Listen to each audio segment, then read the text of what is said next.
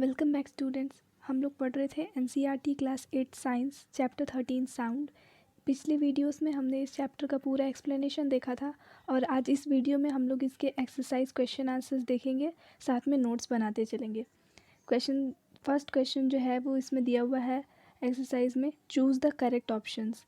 उसमें first question है sound can travel through. Options है A gases only, B solids only, C liquids only, D solids liquids and gases.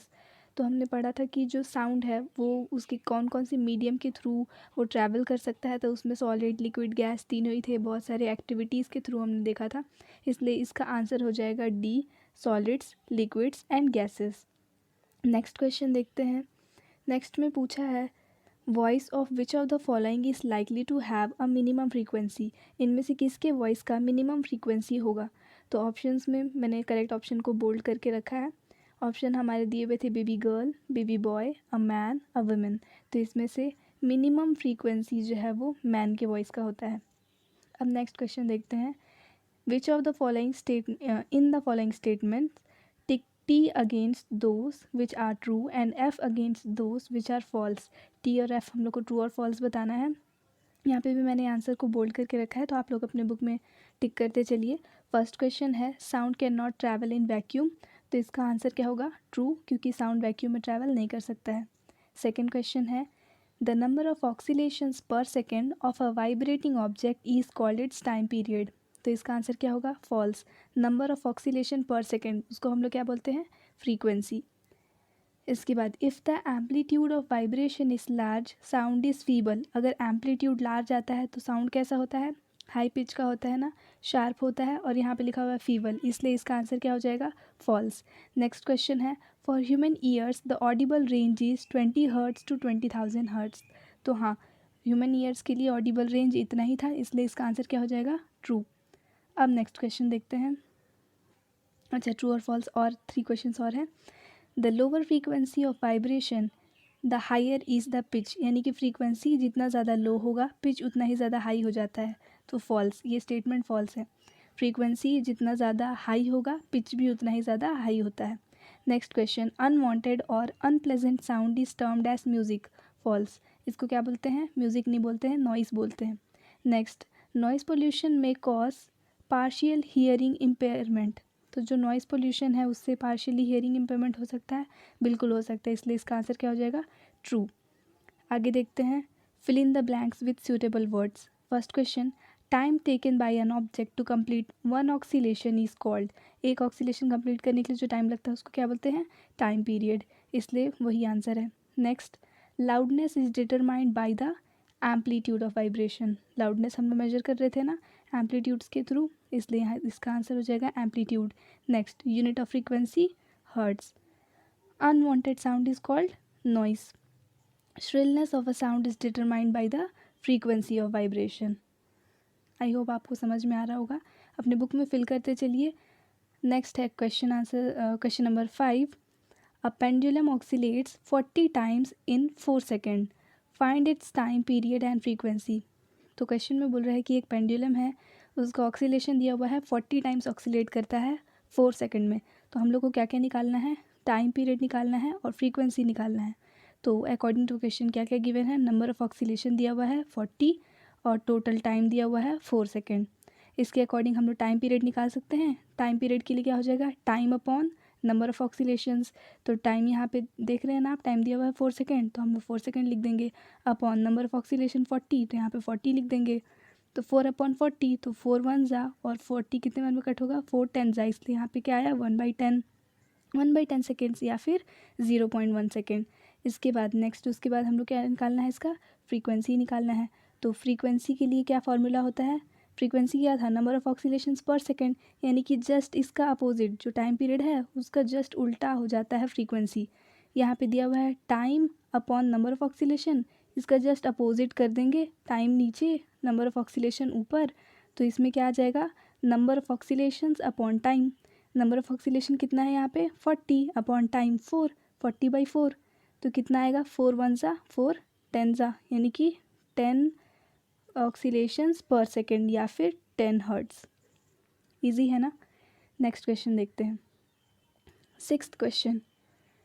The sound from a mosquito is produced when it vibrates its wing at an average rate of 50 vibrations per second. एक mosquito है जो कि 50 vibration पर second इस average speed के साथ में अपने विंग्स को क्या कर रहा है, विंग्स अपने हिला रहा है. What is the time period of vibration. तो इसमें हम लोग को टाइम पीरियड निकालना है. टाइम पीरियड का फॉर्मूला क्या था, time upon number of vibration. तो टाइम यहाँ पे दिया हुआ है, नंबर ऑफ़ वाइब्रेशंस कितने दिया हुआ है पर सेकेंड, टाइम कितना हो जाएगा 1 सेकेंड. 1 सेकेंड में 500 वाइब्रेशंस लिखा है ना, 500 वाइब्रेशंस पर सेकेंड, यानी कि टाइम 1 सेकेंड है और नंबर ऑफ़ वाइब्रेशन 500. तो ऊपर लिख देंगे 1 और नीचे 500, 1/500 यानी कि 0.002 सेकेंड्स. नेक्स्ट क्वेश्चन देखते हैं. Which of identify the part which vibrates to produce sound in the following instruments. ये वाला क्वेश्चन ना टेक्स्ट बुक के बीच में भी एक टेबल दिया हुआ था और मैंने बोला था कि उस टेबल को आप लोग फिल कर दीजिएगा. अगर आपने फिल किया है तो ये आंसर आप लोग खुद से लिख सकते हैं. अगर फिल नहीं किए थे तो अभी यहाँ से आप देख लीजिए. पहला क्वेश्चन में पहला वाला पूछा है ढोलक, यानी कि ढोलक का कौन सा पार्ट है जो कि वाइब्रेट करता है तो उसमें से साउंड आता है. तो ढोलक का क्या वाइब्रेट हो रहा था, स्ट्रेच्ड मेम्ब्रेन, जो उसके ऊपर मेम्ब्रेन लगा होता है एकदम स्ट्रेच करके, उसके वाइब्रेशन की वजह से ढोलक क्या है, साउंड प्रोड्यूस करता है. नेक्स्ट है सितार. सितार कैसे साउंड प्रोड्यूस करता है, तो सितार में जो स्ट्रिंग लगा होता है ना वो उसके वाइब्रेशन की वजह से वो साउंड प्रोड्यूस करता है. तो इसका आंसर हो जाएगा स्ट्रिंग ऑफ सितार. नेक्स्ट पूछा है फ्लूट. तो फ्लूट कैसे करता है साउंड प्रोड्यूस, तो उसमें जो एयर कॉलम्स बने होते हैं ना, बांसुरी जो होती है उसमें बहुत सारे एयर कॉलम्स बने होते हैं, तो वो एयर कॉलम के वाइब्रेशन की वजह से वो साउंड प्रोड्यूस करता है. Next question. What is the difference between noise and music. Can music become noise sometimes. यानी कि नॉइस और म्यूज़िक के बीच का क्या डिफरेंस होता है और क्या म्यूज़िक भी कभी कभी नॉइस बन जाता है. तो इसका आंसर क्या हो जाएगा, the type of sound which is pleasant to listen is known as the type of sound which is unpleasant to listen is known as noise. यानी कि वो साउंड जो कि सुनने में अच्छा नहीं लगता है उसको क्या बोलते हैं, नॉइस. और वहीं पे म्यूज़िक क्या है, प्लेजेंट साउंड है. तो दोनों के बीच का डिफरेंस आ गया. नॉइस क्या है, अनप्लेजेंट साउंड, और म्यूज़िक है प्लेजेंट साउंड. उसके बाद can music become noise sometimes, यानी कि कभी कभी म्यूज़िक जो है वो नॉइस बन सकता है. तो yes, music can become noise when it's too loud. जब म्यूज़िक बहुत ज़्यादा लाउड हो जाता है तब वो नॉइस बन जाता है. Next question. List source of noise pollution in your surroundings. आपके सराउंडिंग में क्या क्या सोर्सेस हैं नॉइस पोल्यूशन के, तो ये आप लोग खुद से भी लिख सकते हैं, प्लस मैंने कुछ पॉइंट्स यहाँ पे आपको नोट करा दिए हैं तो आप वो भी कर सकते हैं. क्या है, following are the major sources of noise pollution. पहला, साउंड ऑफ व्हीकल्स, गाड़ियों का आवाज़. दूसरा, साउंड ऑफ किचन अप्लायंसेस, यानी कि किचन में जो भी सारी चीज़ें यूज़ होती हैं उसका साउंड. तीसरा, साउंड ऑफ बर्स्टिंग क्रैकर्स, यानी कि जो क्रैकर्स जलाते हैं ना, वो जब ब्लास्ट होते हैं क्रैकर्स तो वो भी साउंड प्रोड्यूस करते हैं, तो उसको भी हम लोग नॉइस में ही कैटेगराइज करेंगे. नेक्स्ट है sound of loud speakers, TV, transistors. उसके बाद 10th question. Explain in what way noise pollution is harmful to human. यानी कि नॉइस पोल्यूशन ह्यूमन को कैसे हार्म कर सकता है. तो इसका भी मैंने आपको अंडरलाइन कराया था बुक में पढ़ते वक्त, और वहाँ से भी आप लिख सकते हैं या फिर यहाँ से भी लिख सकते हैं. पहला है लैक ऑफ स्लीप, यानी कि नींद नहीं आती है नॉइस पोल्यूशन की वजह से. उसके बाद एंग्जाइटी, और उसके बाद लास्ट है हाइपरटेंशन, मतलब हाई बीपी. ये सारे क्या हैं, नॉइस पोल्यूशन जो है वो ये सारे हार्म्स जो है ह्यूमन हेल्थ को कॉज करता है. उसके बाद next question. Your parents are going to buy a house. आपके जो पेरेंट्स हैं वो एक घर लेने जा रहे हैं. They have been offered one on the road side and another 3 lanes away from the road side. उन लोग को ऑफ़र हुआ है 2 घर, एक जो रोड साइड में ही है और एक है जो रोड साइड से 3 lanes दूर है. तो विच house would you suggest your parents should by. आपके हिसाब से आप पेरेंट्स को कौन सा हाउस परचेज़ करने के लिए बोलेंगे और क्यों बोलेंगे, दोनों चीज़ें आपको बतानी है. तो हम लोग पढ़े थे ना कि जो भी रेसिडेंशियल एरियाज़ होती हैं वो बिज़ी या क्राउडेड एरियाज से या फिर नॉइज़ प्रोड्यूसिंग एरियाज से थोड़ी दूर होनी चाहिए. तो ऑब्वियसली जो घर है ना वो अगर रोड साइड में रहेगा तो रोड में इतनी सारी गाड़ियाँ चलती है दिन भर, उनके हॉर्न का नॉइस आता रहेगा. ट्रैफिक अगर कभी होगा उसका नॉइस आता रहेगा.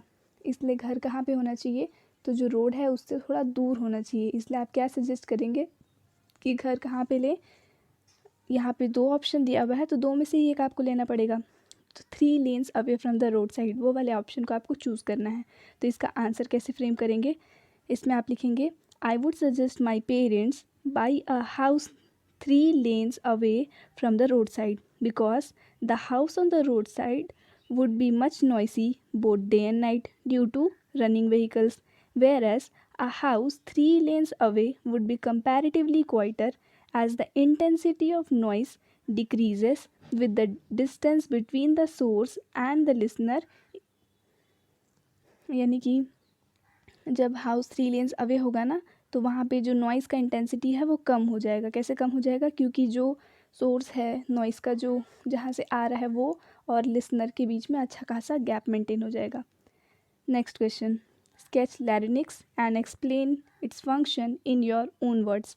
लैरिंक्स यानी कि वॉइस बॉक्स जो था वो बनाना है और उसके फंक्शंस को अपने वर्ड्स में एक्सप्लेन करना है।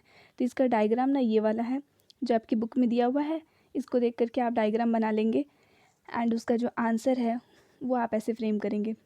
Larynx is also known as voice box, पहला पॉइंट तो यही लिख देंगे। उसके बाद it is at the upper end of the wind pipe, जो विंड पाइप होता है उसके अपर वाले एंड पे होता है, तो वो लिखेंगे। उसके बाद 2 vocal cords are stressed across the voice box और larynx in such a way that it leaves a narrow slit between them for passage of air. यानी कि जो लैरिंक्स है उसके आसपास में 2 वोकल कॉर्ड्स होते हैं जो क्या करते हैं, उसको एक नैरो स्लिट बीच में छोड़ देते हैं जहाँ से एयर पास होते जाता है। When lungs force air into the slit, जो लंग्स है वो जब इस स्लिट में एयर फोर्स करता है तो क्या होता है, वोकल कॉर्ड्स वाइब्रेट होने लगते हैं और साउंड प्रोड्यूस करते हैं। तो क्या लिखेंगे, when lung force air through the slit the vocal cords vibrate producing sound. Muscles attach to the vocal cord can make the cord tight और लूज़, और जो मसल्स उस वोकल कॉर्ड के साथ अटैच हैं वो उस कॉर्ड को टाइट या फिर लूज़ करते रहते हैं। When the vocal cords are tight and thin the type और quality of voice is different from that when they are loose and thick. यानी कि जब वोकल कॉर्ड टाइट है या थिन है तो उस समय जो वॉइस प्रोड्यूस होगा, और जब वो लूज़ है और थिक है उस समय जो प्रोड्यूस होगा, वो दोनों में काफ़ी ज़्यादा डिफरेंस होता है। अब लास्ट क्वेश्चन है 13 question, lightning and thunder take place in the sky at the same time and at the same distance from us. यानी कि जब जो लाइटनिंग है मतलब बिजली का चमकना, और थंडर मतलब बादल का गरजना, ये दोनों चीज़ें जो हैं वो स्काई में सेम टाइम पे और हम लोग से सेम डिस्टेंस में होता है, लेकिन फिर भी lightning is seen earlier and the thunder is heard later. Can you explain why. ये क्वेश्चन क्या पूछ रहा है कि लाइटनिंग फिर भी हम लोग को पहले दिख जाता है, जो बिजली चमकती है वो पहले नज़र आ जाती है, लेकिन जो बादल गरज रहा है उसके गरजने का आवाज़ थोड़े लेट में आता है। तो ऐसा क्यों होता है, इसका एक सिंपल सा रीज़न है, जो लाइट है ना वो साउंड से ज़्यादा फास्ट ट्रैवल करता है, इसीलिए हम लोग को लाइटनिंग पहले दिख जाती है और थंडर बाद में सुनाई देता है। तो आप आंसर में क्या लिखेंगे, the speed of light is more than that of speed of sound. जो लाइट की स्पीड है वो साउंड की स्पीड से ज़्यादा है, thus due to more speed of light it reaches us before sound, so lightning is seen earlier and thunder is heard later. I hope आपको सारे आंसर समझ में आए होंगे एंड आपने नोट्स भी बना लिया होगा। आगे इस चैप्टर का जो मैंने एक्सप्लेनेशन दिया था उस सारे वीडियोस अगर आपने नहीं देखे हैं तो उसकी लिंक भी आपको डिस्क्रिप्शन में मिल जाएगी। Thanks for watching.